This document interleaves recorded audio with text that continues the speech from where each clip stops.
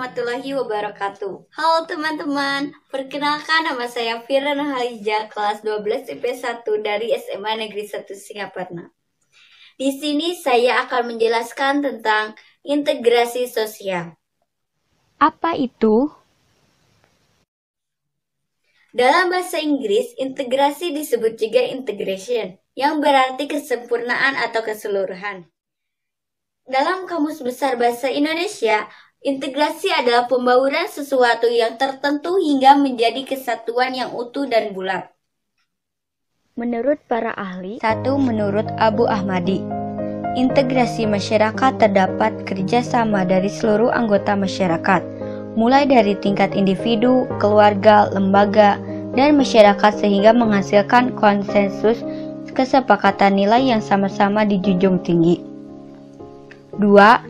Menurut Abdul Shani, integrasi sosial tidak cukup diukur dari kriteria berkumpul atau bersatunya anggota masyarakat dalam arti fisik. 3. Menurut Michelle Banton, integrasi sebagai suatu pola hubungan yang mengakui adanya perbedaan ras dalam masyarakat, tetapi tidak memberikan fungsi penting pada perbedaan ras tersebut. Hak dan kewajiban yang terkait setara seseorang hanya terbatas pada bidang tertentu saja, dan tidak ada sangkut pautnya dengan bidang pekerjaan atau status. Jadi, integrasi sosial adalah proses penyesuaian unsur-unsur yang berbeda dalam masyarakat sehingga menjadi satu kesatuan. Faktor penentu integrasi sosial. 1. Homogenitas kelompok. Dalam kelompok atau masyarakat yang tingkat kemajemukannya rendah, integrasi sosial akan mudah dicapai. Sebaliknya, dalam kelompok atau masyarakat majemuk, integrasi sosial akan sulit dicapai dan memakan waktu yang sangat lama. Dengan demikian, dapat kita katakan bahwa semakin homogen suatu kelompok atau masyarakat, semakin mudah pula proses integrasi antara kelompok atau masyarakat. 2. Besar kecilnya kelompok. Umumnya, dalam kelompok yang kecil, tingkat kemajemukan anggotanya relatif rendah, sehingga integrasi sosialnya lebih mudah tercapai. Hal itu dapat disebabkan dalam kelompok kecil, hubungan sosial antar anggotanya terjadi secara intensif, sehingga komunikasi dan tukar-menukar budaya akan semakin cepat. Dengan demikian, penyesuaian atas perbedaan-perbedaan dapat lebih cepat dilakukan. Sebaliknya, dalam kelompok besar, tingkat kemajemukannya relatif tinggi, sehingga integrasi sosial akan lebih sulit dicapai. 3. Mobilitas geografis. Anggota kelompok yang baru datang tentu harus menyesuaikan diri dengan identitas masyarakat yang ditujunya atau masyarakat asal atau penduduk asli. Namun, semakin sering anggota masyarakat datang dan pergi, semakin sulit pula proses integrasi sosial. Sementara itu, dalam masyarakat yang mobilitasnya rendah, seperti daerah atau suku terisolasi, integrasi sosial dapat cepat terjadi dengan cepat. 4. Efektivitas komunikasi. Efektivitas komunikasi yang baik dalam masyarakat juga akan mempercepat integrasi sosial. Semakin efektif komunikasi berlangsung, semakin cepat pula integrasi anggota-anggota masyarakat tercapai. Sebaliknya, semakin tidak efektif komunikasi yang berlangsung antar anggota masyarakat, semakin lambat dan sulit pula integrasi sosialnya terwujud. Faktor-faktor pendorong integrasi sosial terbagi 2.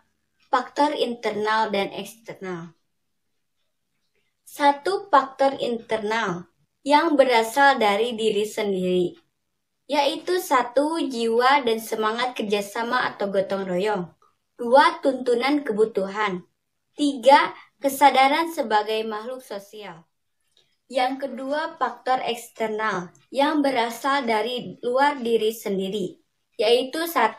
Sikap saling menghargai dan bertoleransi terhadap kelompok yang berbeda. 2. Terjadinya perkawinan campuran. 3. Persamaan unsur-unsur kebudayaan. Bentuk-bentuk integrasi sosial. A. Integrasi koersif. Integrasi koersif adalah integrasi yang terbentuk karena didasarkan kepada kekuasaan yang dimiliki penguasa. B. Integrasi normatif. Integrasi normatif adalah bentuk integrasi yang disebabkan oleh adanya norma-norma yang berlaku di masyarakat. C. Integrasi fungsional. Integrasi fungsional adalah integrasi yang timbul dari adanya fungsi-fungsi tertentu dalam masyarakat.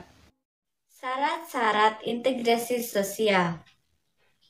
Menurut William F. Cockburn dan Meyer Nimhoff, 1. Anggota masyarakat saling mengisi kebutuhan mereka. 2. Masyarakat berhasil menciptakan kesepakatan. 3. Nilai dan norma sudah berlaku lama dan dijalankan secara konsisten. Proses integrasi sosial. 1. Akulturasi. Pertemuan dua budaya yang berbeda namun tidak menimbulkan budaya baru. Misal, masyarakat Indonesia menerima budaya kuliner dari bangsa Tionghoa, Arab, Eropa, dan lain-lain. 2. Asimilasi. Pertemuan dua budaya yang berbeda yang dapat menimbulkan budaya baru. Misal bertemunya budaya Batak dan budaya Padri menghasilkan budaya Batak Mandailing. Budaya asing akan diterima jika memenuhi syarat. Tidak ada hambatan geografis, kebudayaan memberikan manfaat besar, adanya persamaan dengan budaya lama, adanya kesiapan dan keterampilan tertentu, dan kebudayaan berupa benda.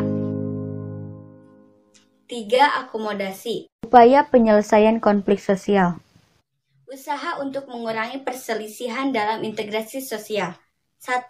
Terpenuhinya hak asasi manusia. 2. Menjunjung harkat dan martabat seseorang. 3. Tidak ada diskriminasi. 4. Adanya partisipasi aktif dari tiap individu. Unsur yang mempermudah integrasi sosial, Yaitu A. Kesamaan wilayah dan tempat tinggal. B. Pengalaman yang sama pada masa lampau. C. Kemauan bersama untuk menjadi satu bangsa. D. Adanya ideologi yang diterima bersama. Sekian yang dapat saya sampaikan. Mohon maaf bila ada kesalahan dan kekurangan. Billahi taufiq wal hidayah. Wassalamualaikum warahmatullahi wabarakatuh.